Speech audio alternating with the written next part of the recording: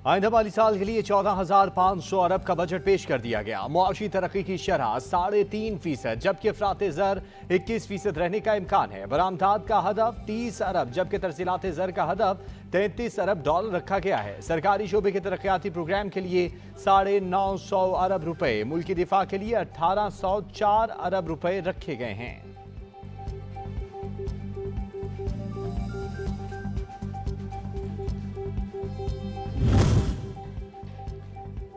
विफाकी budget में सरकारी मुलाजमीन की तनख्वाहों में रिकॉर्ड इजाफा। ग्रेड 1 से 16 तक के मुलाजमीन की तनख्वाहों में 35%, जबकि ग्रेड 17 से 22 के मुलाजमीन की तनख्वाहों में 30% इजाफा किया गया। पेंशन में 17.5% इजाफे की मंजूरी। कम से कम उजरत 32,000 मुकर्रर।